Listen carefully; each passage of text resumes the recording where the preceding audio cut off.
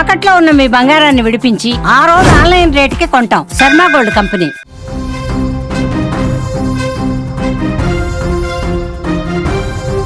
పశ్చిమాసియా రణక్షేత్రం ఇప్పుడు సముద్ర గర్భంలో ప్రకంపనలు సృష్టిస్తోంది. అమెరికా గర్వకారణం అజేయమైన యుద్ధ నౌకగా పేరుగాంచిన యుఎస్ఎస్ అబ్రహం లింకన్ ను లక్ష్యంగా చేసుకుని ఇరాన్ విరుచుకుపడింది. అరేబియా జలాల్లో తిష్టవేసిన ఈ భారీ విమాన వాహన నౌకపై తమ బాలిస్టిక్ క్షిపణులు ఖచ్చితత్వంతో దాడి చేశాయని ఇరాన్ సంచలన ప్రకటన చేసింది. ఈ దాడి ధాటికి అబ్రహం లింకన్ తన పనితీరును కోల్పోయిందని, ప్రాణభయంతో గల్ఫ్ జలాల నుంచి వెనక్కి మళ్లిందని ఇరాన్ సైన్యం పేర్కొంటోంది. క్షిపణుల వర్షంతో సముద్రం అట్టుడికిపోగా అమెరికా యుద్ధ నౌకకు భారీగా నష్టం వాటిల్లిందని ఇరాన్ చేస్తున్న వాదనలు ఇప్పుడు అంతర్జాతీయ స్థాయిలో హాట్ టాపిక్ గా మారింది. నిజానికి అబ్రహం లింకన్ అనేది కేవలం ఒక నౌక మాత్రమే కాదు, అది అమెరికా సైనిక శక్తికి నిలువెత్తు నిదర్శనం. ఈ భారీ విమాన వాహన నౌకపై ఎప్పుడు 8 స్క్వాడర్ల యుద్ధ విమానాలు సిద్ధంగా ఉంటాయి.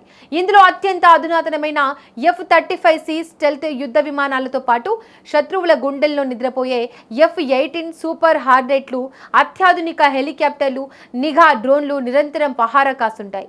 ఈ నౌక యొక్క ప్రత్యేకత ఏమిటంటే ఇది యుద్ధ సమయంలో ఒకే చోట స్థిరంగా ఉండదు. గంటకు 60 కిలోమీటర్ల వేగంతో సముద్రంపైకి దూసుకుపోగలదు.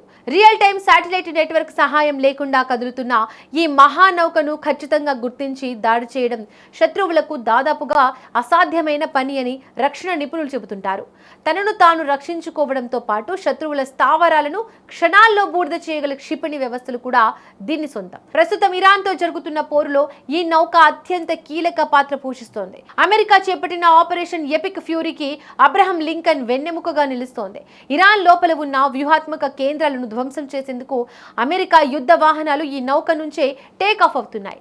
దక్షిణ చైనా సముద్రం నుంచి ప్రత్యేకంగా పశ్చిమాసియాకు తరలించిన ఈ నౌక అరేబియా సముద్రంలో ఇరాన్ తీరానికి తగినంత దూరంలో ఉంటూ వ్యూహాత్మక దాడులను పర్యవేక్షిస్తోంది.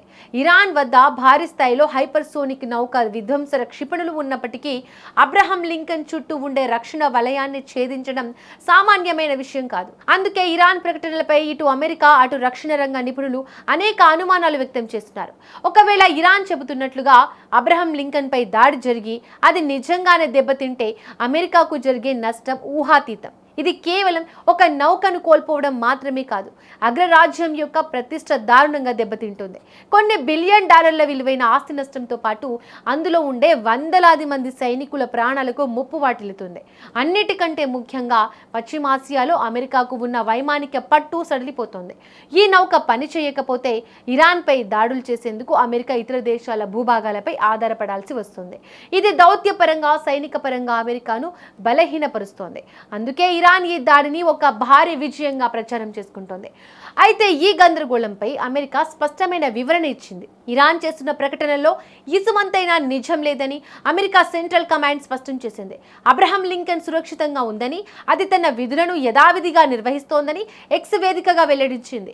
అమెరికా మీడియా కథనాల ప్రకారం ఒక ఇరాన్ బోటు నౌకకు అతి సమీపంలోకి రావడంతో అమెరికా దళాలు అప్రమత్తమై కాల్పులు జరిపాయి తప్ప నౌకకు ఎలాంటి నష్టం వాటిల్లలేదు. యుద్ధం మొదలైనప్పటి నుంచి ఇరాన్ ఇలాంటి ప్రకటనలు చేయడం ఇది రెండోసారి అని సైకలాజికల్ వార్లో భాగంగానే ఇరాన్ తప్పుడు ప్రచారం చేస్తోందని అమెరికా కొట్టిపారేసింది.